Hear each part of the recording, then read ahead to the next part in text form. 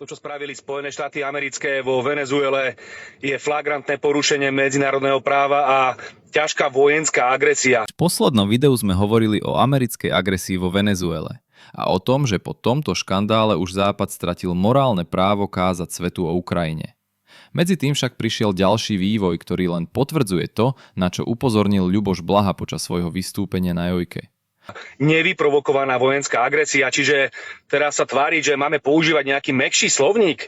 Ja si pamätám, keď došlo ku konfliktu na Ukrajine, tak tu Európska únia chrlila tú najťažšiu rusofóbnu retoriku, prijímala sankcie, prijímala rezolúcie, zakazovala účasť ruských športovcov na olympiáde a majstrovstvách sveta, tak teraz očakávam rovnakú reakciu.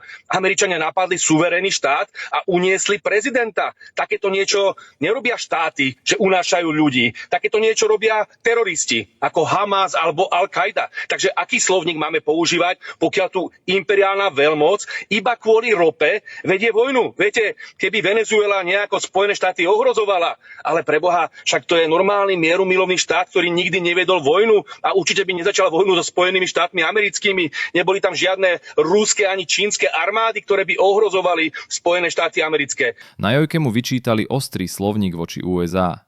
Ale povedzme si úprimne, keď veľmoc organizuje pokus o únos prezidenta iného štátu, nedá sa to pomenovať jemne. Ľuboš Blaha povedal pravdu o americkej agresii vo Venezuele bez servítky a bez alibizmu. A práve odvaha pomenovať veci pravým menom dnes v politike chýba. A keďže progresívci sa stále boja priamej diskusie, Blaha dostal v relácii iba úvodné slovo na diaľku a potom už nemohol reagovať. Čiže toto je čistý imperiálny akt iba kvôli tomu, že Venezuela má najväčšie zásoby ropy na svete. A tváriť sa teraz, že sa nám nepáči nejaký režim, je absurdné, pretože keby sme chceli všetky nedemokratické režimy riešiť týmto imperiálnym spôsobom, tak by sme museli vybombardovať 90 krajín sveta, mimochodom vrátane Ukrajiny, ktorá takisto nie je demokratická. Takže po tomto, ako reagovala Európska únia týmto alibistickým a pokryteckým spôsobom, už nemôže morálne ani ceknúť o Ukrajine. A každý normálny, civilizovaný a morálny človek musí odsúdiť americký imperializmus a útok na Venezuelu a žiadajme veľmi jasne prepustenie rukojemníka. Žiadajme amerických únoscov, aby prepustili prezidenta Venezuely Nicolasa Madura. Ja som presvedčený, a to budú posledné slova, že Slovensko stojí za Venezuelou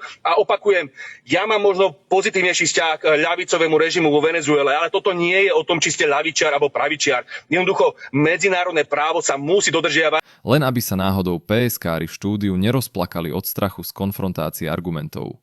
Smutný obraz ich odvahy. Medzi tým sa ukazuje veľká irónia dejín. Venezuelskí čavisti politicky vyhrali a Západ prehral. Fraška s pokusom o únos Madura len urýchlila rozpad americkej hegemónie. Štáty globálneho juhu vidia dvojaký meter. Vidia pokrytectvo Bruselu a čoraz viac sa odvracajú od západného diktátu. Brusel reaguje alibisticky, mlčí, tvári sa, že sa nič nestalo, ale svet si to zapamätal. Ako povedal premiér Robert Fico, plány tzv. Koalície ochotných nevedú k skorému ukončeniu vojny na Ukrajine.